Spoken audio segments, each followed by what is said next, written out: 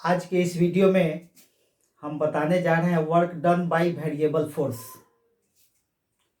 परिवर्ती बल के द्वारा किया गया कार्य। तो परिवर्ती बल का क्या मतलब है? परिवर्ती बल हम लोग कहते किसको हैं? वेरिएबल फोर्स किसको कहेंगे? यानी फोर्स के मैग्नीट्यूड में, डायरेक्शन में लगातार चेंज हो। फोर्स के मैग्नीट्यूड एंड डायरेक्शन में लगातार चेंज हो, कंटिन्यूअसली चेंज हो, तो वैसे फोर्स को हम लोग क्या कहेंगे? वेरिएबल फोर्स कहेंगे, परिवर्ती बल कहेंगे। ठीक है। कांस्टेंट फोर्स के द्वारा, नियत बल के द्वारा कार्य किया जाएगा तो बल का मान नहीं बदलेगा। कांस्टेंट फोर्स का मतलब है नियत बल, बल का मैग्नीट्यूड चेंज नहीं होगा, डायरेक्शन चेंज नहीं होगा, यानी डिस्प्लेसमेंट एक ही डायरेक्शन में होगा। ठीक है। अब यहां पर अगर फोर्स जो है वह वेरिएबल है, यानी फोर्स लगातार चेंज हो रहा है, तो निश्चित रूप से डिस्प्लेसमेंट का मैग्नीट्यूड भी चेंज होगा। फोर्स चेंज होगा तो डिस्प्लेसमेंट भी चेंज होगा। इसलिए वर्क डन अलग अलग फोर्स के अलग अलग वैल्यू के लिए अलग अलग डिस्प्लेसमेंट का अलग अलग वैल्यू होगा। और आपको मैं बताया हूं force into displacement, work done equal to force into displacement. तो जब अलग अलग फोर्स होगा, अलग अलग डिस्प्लेसमेंट होगा, तो फिर फोर्स इंटू डिस्प्लेसमेंट के अलग अलग वैल्यू को हम लोग ऐड करेंगे। जैसे मान लीजिए कि F1 फोर्स के कारण X1 डिस्प्लेसमेंट हुआ, F2 फोर्स के कारण X2 डिस्प्लेसमेंट हुआ, F3 फोर्स के कारण X3 डिस्प्लेसमेंट हुआ। इस तरीके से टोटल वर्क डन कितना हो जाएगा? F1 X1, F2 X2, F3 X3। समझ में आ रही बात? तो सबसे पहले इस बात को लिख लीजिए, इस चीज को लिख लीजिए। इफ मैग्नीट्यूड और direction of the force changes, then this force is called variable force। क्या कहते हैं? Variable force. यदि बल का परिमाण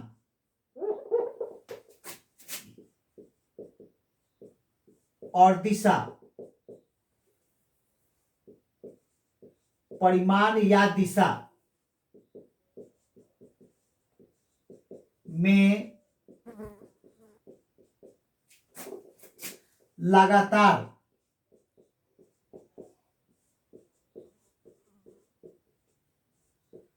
परिवर्तन होता है, तब उस बल को परिवर्ती बल कहते हैं।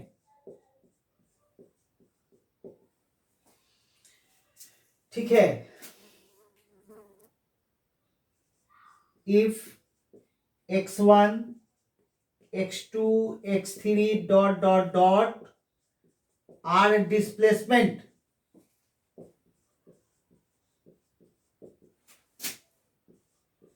Due to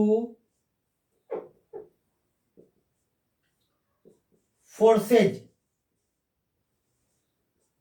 F1, F2, F3 dot dot dot, then यदि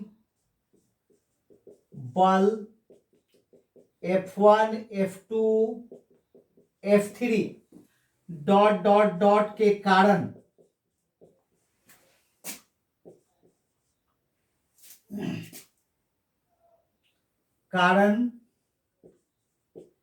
विस्थापन विस्थापन x1 x2 x3 dot dot हो, तब किया गया कुल कार्य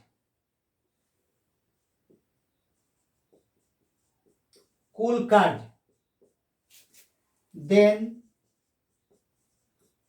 total amount of work done क्या होगा, खुद देख लीजिए। W बराबर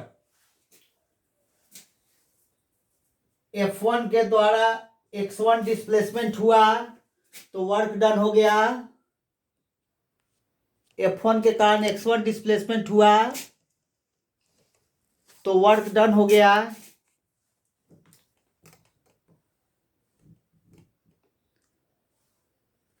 एक मिनट, तो वर्क डन हो गया F1 x1, F2 के कारण x2 डिस्प्लेसमेंट हुआ, वर्क डन हो गया F2 x2, F3 के कारण फोर्स F3 के द्वारा x3 डिस्प्लेसमेंट हुआ तो वर्क डन हो गया F3 x3। तो टोटल वर्क डन कितना हो गया, F1 x1 plus F2 x2 plus F3 x3, ये वर्क डन हुआ। और तो सबसे पहले इसको पॉज करके नोट कर लीजिए, सबसे पहले इसको पॉज करके नोट कर लीजिए।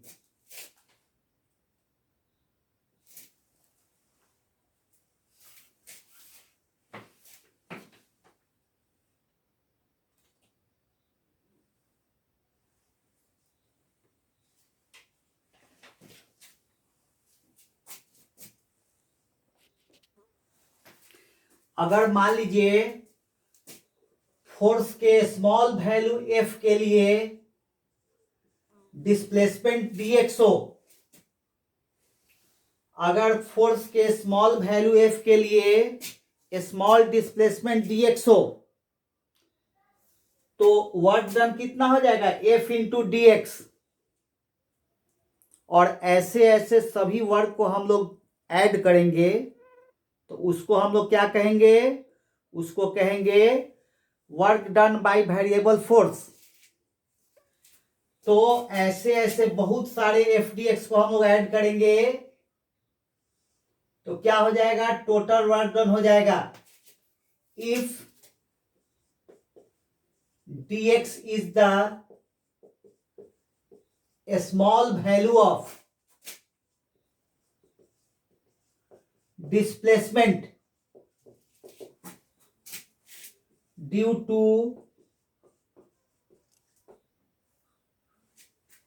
a small force F, then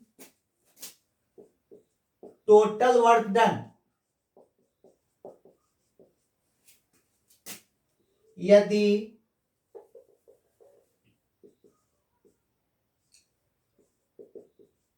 बल के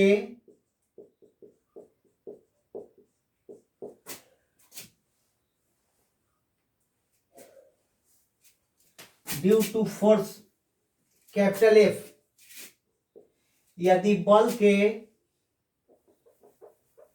मान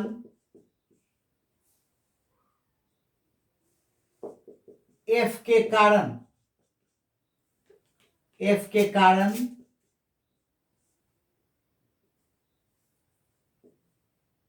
छोटा विस्थापन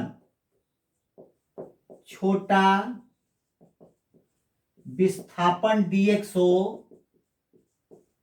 तब किया गया कुल कार्य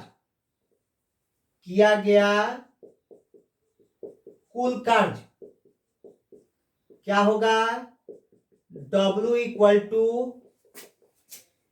इंटीग्रेशन F dx। F के अलग अलग वैल्यू के लिए डिस्प्लेसमेंट का छोटा वैल्यू dx हो तो वर्क डन हो जाएगा F dx। और सभी वर्क को जब हम लोग ऐड कर देंगे, एक मिनट देख लीजिए, सब किया गया कार्य पहले छोटा कार्य देख लीजिए, then amount of work done, amount of small work done कितना हो जाएगा, DW बराबर FDX। देयरफॉर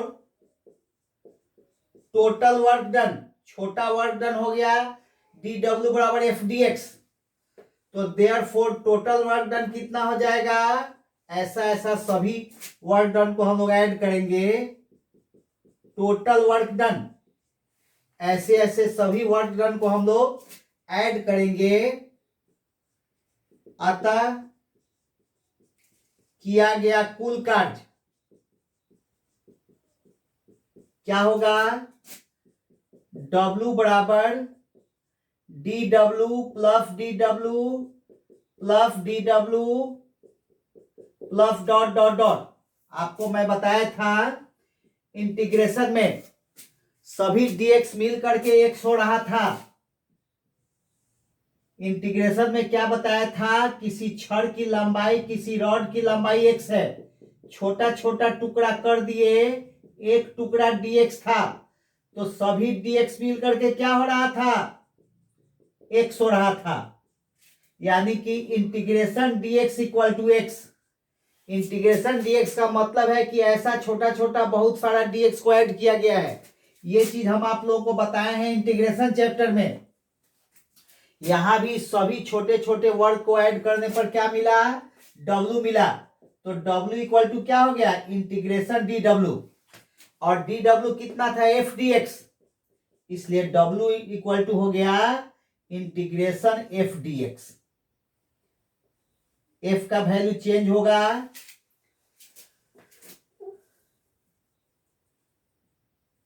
F के अलग अलग वैल्यू के लिए dx का वैल्यू, डिस्प्लेसमेंट का वैल्यू अलग अलग होगा, टोटल वर्क डन हो गया FDX।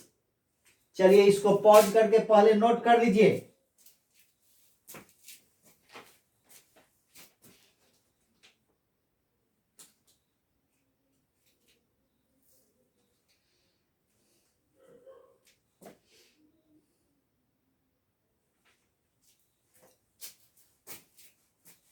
अब देखिए, अब इस चीज को ग्राफ से समझिए, इसी चीज को ग्राफिकल मेथड से समझिए।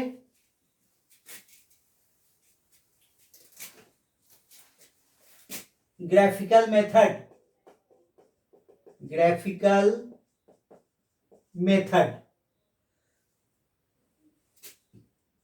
ग्राफीय विधि क्या है, इसमें सेम चीज, जैसे मान लीजिए हम फोर्स ले रहे हैं वर्टिकल एक्सिस पर, डिस्प्लेसमेंट ले रहे हैं हॉरिजॉन्टल एक्सिस पर, फोर्स का वैल्यू लगातार चेंज हो रहा है। फोर्स का वैल्यू पहले ये है, ये हो गया फोर्स का वैल्यू, फोर्स का वैल्यू पहले कम है, उसके बाद फोर्स का वैल्यू लगातार चेंज हो रहा है। यानी फोर्स कैसा है, वेरिएबल फोर्स है। फोर्स कैसा है, वेरिएबल फोर्स है।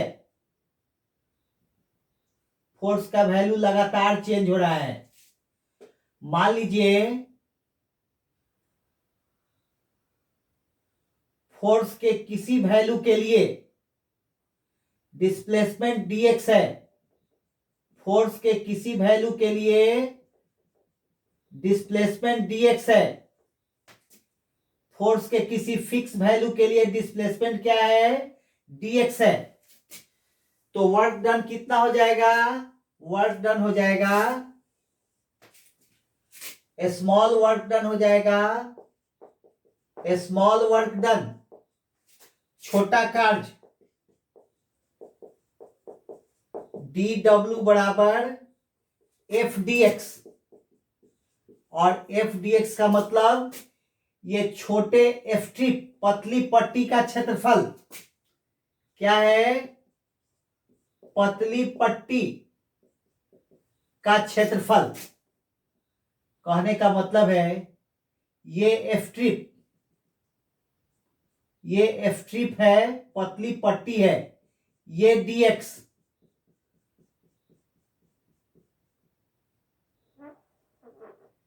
ये dx फोर्स के किसी वैल्यू f के कारण, यहां पर फोर्स, यहां पर डिस्प्लेसमेंट, ऐसे फोर्स कर लीजिए, फोर्स और ये डिस्प्लेसमेंट फोर्स के किसी वैल्यू f के लिए अगर डिस्प्लेसमेंट का वैल्यू dx है तो वर्क डन कितना हो गया, f dx। यह वर्क डन किसके बराबर होगा, इस पतली पट्टी के क्षेत्रफल के बराबर होगा। Area of small F trip, पतली पट्टी का क्षेत्रफल, area of small F trip. अतः मान लीजिए अगर यहां से यहां तक अगर ये टोटल डिस्टेंस x हो, यहां से यहां तक x1 हो, या ये टोटल डिस्टेंस क्या है, x हो, ये टोटल डिस्टेंस x हो, तब क्या होगा, इसी को हम लोग, एक मिनट रुकिए, सपोज दैट यहां से यहां तक पोजीशन x1 हो, ये पोजीशन x2 हो, तो कहां से कहां तक इसको इंटीग्रेट करेंगे, x1 से लेके x2 तक। Therefore total work done,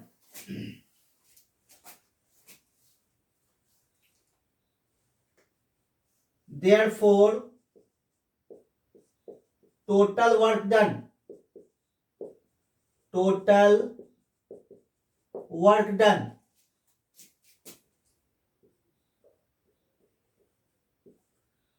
for displacement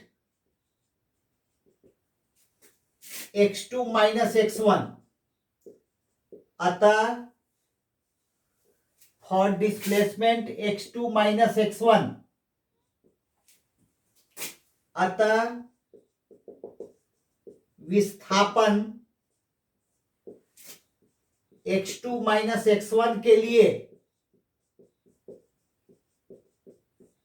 किया गया कुल कार्य ऐसे सभी एफ ट्रिप का सम होगा, सभी पतली पट्टी के क्षेत्रफल के बराबर होगा। यानी कि ये पूरा एरिया, इस ग्राफ के नीचे जितना एरिया है, टोटल एरिया, ये टोटल एरिया, तो total work done W equal to हो जाएगा एफ डी एक्स, कहां से कहां तक, x1 टू x2। यह क्या होगा, total area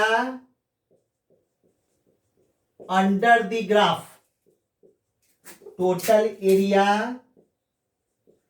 under the graph.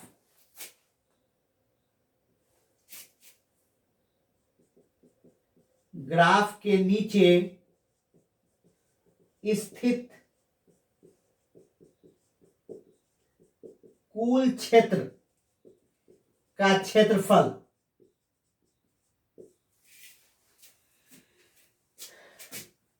Force का वैल्यू यहां से चेंज होकर के यहां तक गया, फोर्स का वैल्यू यहां से चेंज हुआ, यहां तक बढ़ा, डिस्प्लेसमेंट का वैल्यू यहां से, पोजीशन जो है बॉडी का वेरिएबल फोर्स के under the effect of variable force, position of the body changes from x1 to x2।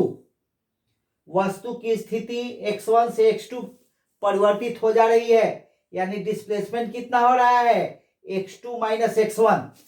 तो x2 माइनस x1 डिस्प्लेसमेंट के लिए टोटल वर्क डन कितना हो जाएगा, ऐसे सभी पट्टियों के सम के बराबर होगा, sum of area of all F trips यानी ग्राफ के नीचे का टोटल एरिया, ग्राफ के नीचे का टोटल एरिया, यही हो गया ग्राफी विधि। ग्राफीय विधि से, ग्राफिकल मेथड से वेरिएबल फोर्स के द्वारा टोटल वर्क डन निकालना। चलिए इसको पॉज करके नोट कर लीजिए।